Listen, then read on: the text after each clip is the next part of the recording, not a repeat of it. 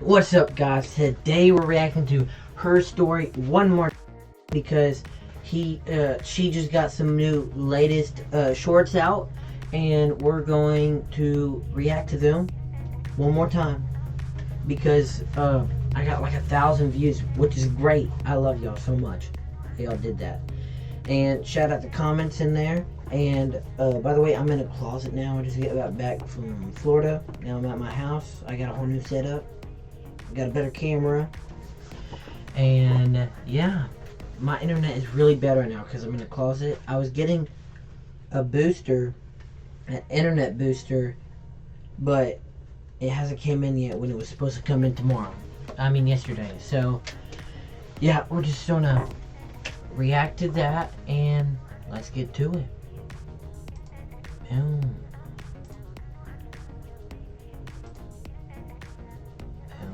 Go. This country. I held up my press.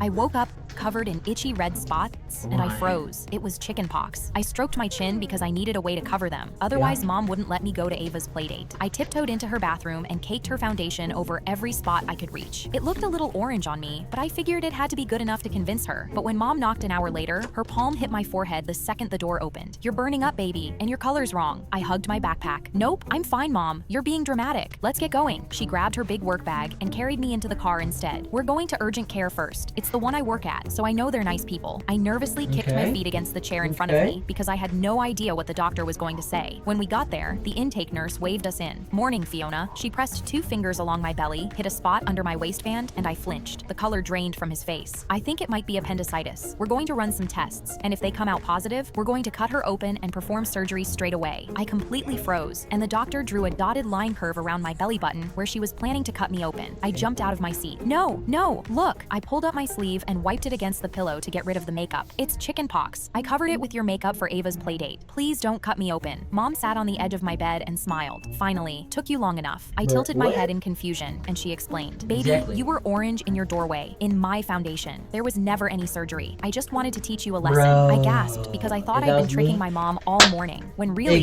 she'd been the one letting me. "So, can I still go to Ava's?" Mom turned her phone around to show me a photo of Ava in bed, covered in the same spots as me. "Her mom called yesterday, sweetheart. There was never a playdate either. Don't lie to me again." She reached into the work bag and set the pink calamine medicine bottle for chickenpox on my blanket, packed before we ever left the house. I woke up covered in...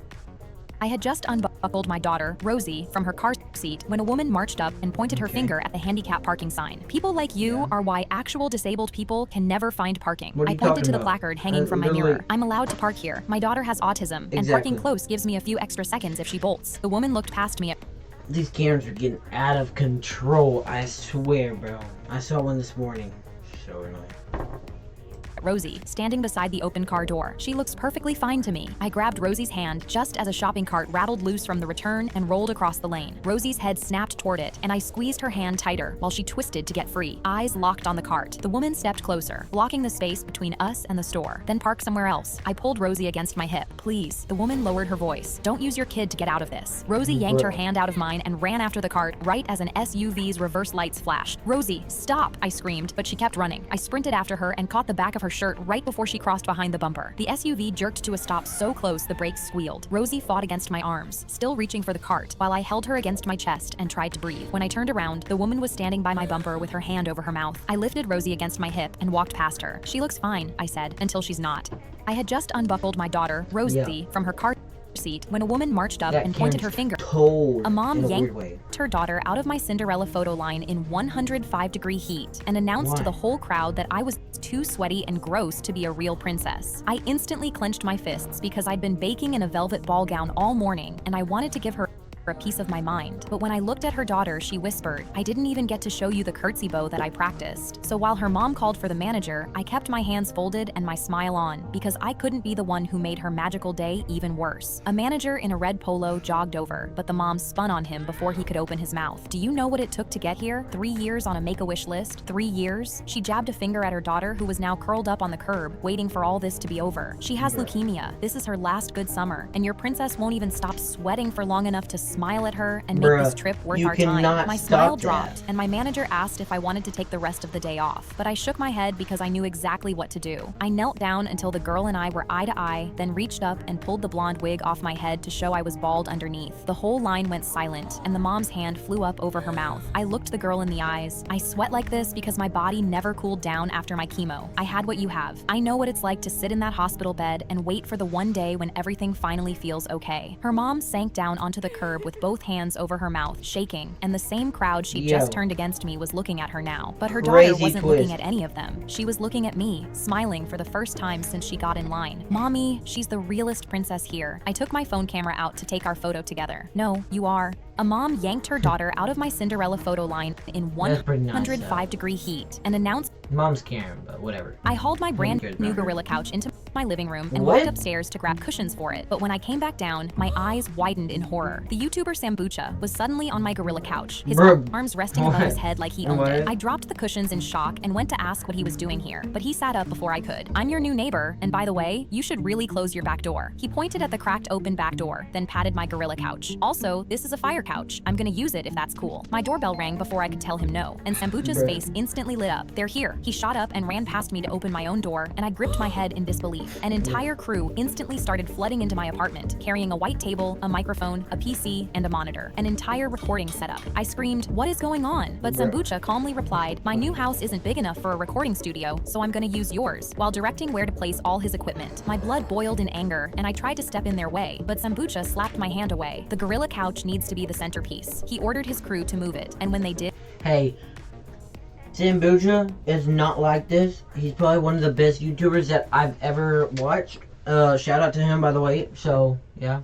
They dropped it so hard, I heard my floorboards crack under it. Then they shuffled out, while I stood there in disbelief, because one of my favorite YouTubers had set up a recording studio in my living room without my consent. I told Sambucha to get out, but he completely ignored me and sat in his chair. "Here's $600, buddy. Consider it rent." He slapped it on the table, but I immediately shoved it back and grabbed his mic. I said, "Get out." That's when Sambucha got up. He pushed me to the ground, and my head hit the edge of the gorilla couch as he stood over me and crossed his arms. I almost fought Jonah Hill. Don't think I won't fight you. He put on a bucket hat before I could react and sat back in the chair. He clicked record and began talking into the microphone. "Hey guys, so today we're testing if we can turn our neighbor's house into a recording studio." That's when I snapped. I shot up and started ripping the cushions off the gorilla couch, my face red in anger. Sambucha laughed into the microphone. "As you see guys, our neighbor is pretty angry," but he couldn't even finish his sentence before I yanked him out of his chair. I picked him up over my head and violently stuffed Sambucha into the gorilla couch. Sambucha was still screaming, "No," as I slammed the cushions back on, trapping him inside. He tried to punch his way up, but I grinned and sat down exactly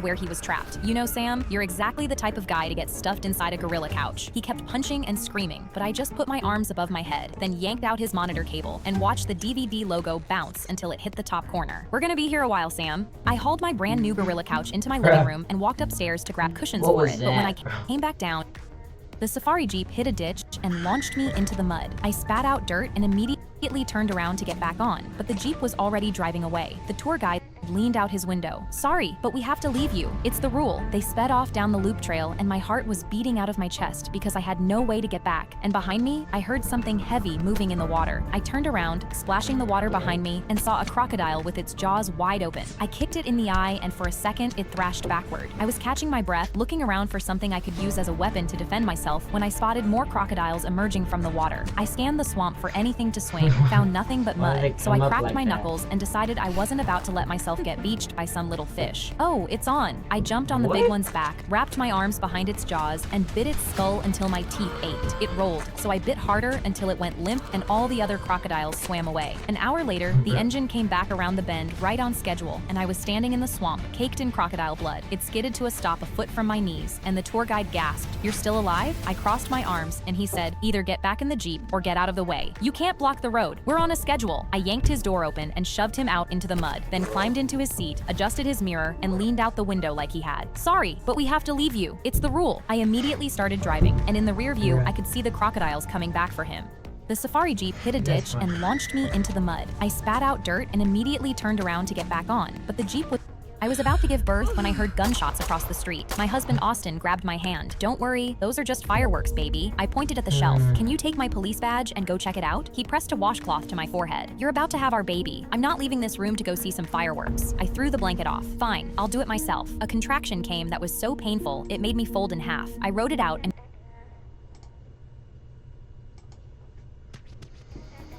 Sorry guys, I told y'all about the bad internet, I swear, bro.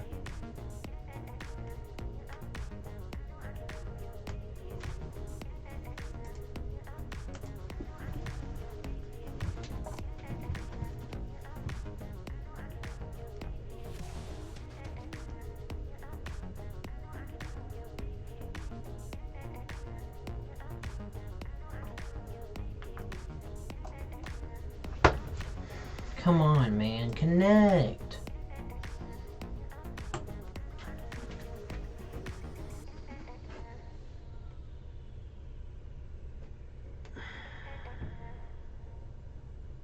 Oh, yes, yes, yes. I was about to give birth when I heard gunshots across the street. My husband Austin grabbed my hand. Don't worry, those are just fireworks, baby. I pointed at the shelf. Can you take my police badge and go check it out? He pressed a washcloth to my forehead. You're about to have our baby. I'm not leaving this room to go see some fireworks. I threw the blanket off. Fine, I'll do it myself. A contraction came that was so painful, it made me fold in half. I wrote it out and grabbed my badge. Austin spread his arms across the doorway. Please, get back in bed. I shoved past him. Duty comes first. I ran out the front door with one hand under my belly. Across the street, our 70-year-old neighbor was pinned against her front door, and a man in a ski mask had a pistol under her chin while he tore the rings off her fingers, robbing her blind. I raised my badge from the middle of her lawn. Hands in the air. I'm a cop. The pistol swung onto me, and now it was my hands in the air. The next contraction buckled my knees against her fence, and when I looked around for help, I saw Austin sitting on the grass crying, with his head helplessly buried in his hands. So I did the only thing I could think of, and lowered myself onto the grass, leaned back on my elbows, and started pushing the baby out. The man's hands shook in disgust, but I grinned because everything was going according to plan. He backed away from my porch, one slow step at a time. Yo, what is that? What is that? The gun dropped from his hand and bounced in the grass, and I snatched it up and leveled it at his chest while the baby crowned. He cleared the fence without touching it and disappeared up the block, a grown man with a loaded gun, and he got disarmed by childbirth. Austin finally made it across the street and dropped beside me, crying harder than the newborn. It's a girl. I was about to give birth when I heard gunshots across the street. My husband Austin grabbed my hand. That's probably the Don't weirdest worry. story I've ever seen. Hey! What's wrong? Never do these 3 things. Okay. I was about to give birth when I heard gunshots. Oh, now they got 2.06 million. That's crazy.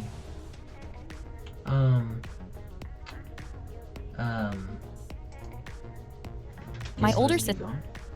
I was passing a water bottle to my son during our desert safari tour when an elephant extended its trunk towards him. He reached his hands up, and suddenly, the elephant wrapped its trunk around Caleb's waist. I screamed his name and grabbed for him, but my hand closed on hot air. He was already running away with my son, and I screamed, "We need to get him!" Our guide Sifo was already on his feet. "Ma'am, please keep your feet on the floor. Driver, go." The truck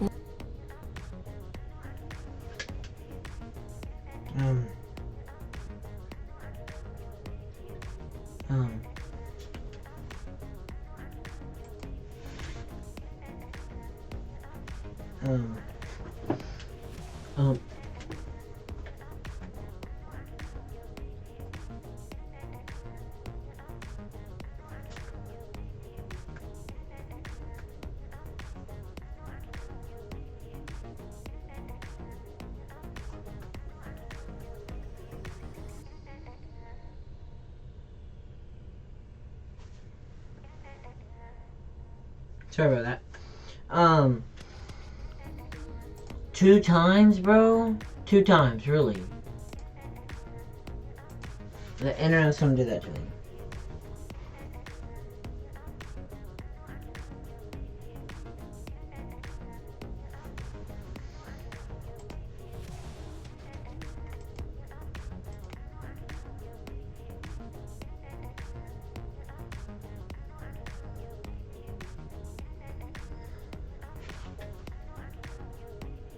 Come on.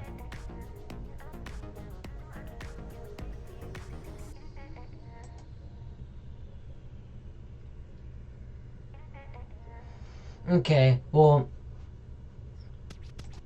guys, I guess that's the end of the video. My thing will come in next video, and hit the like button and subscribe. I would really like that, and comment as much as you want, but don't say anything rude. This is a family friendly channel right here. So and then send it to anybody you want. I'm going to be doing some Bible studies too. And the next thing is we're going to be reacting to the most disturbing things on YouTube. So, see ya. Have a good time. Rest of your day. Trust God. Peace out.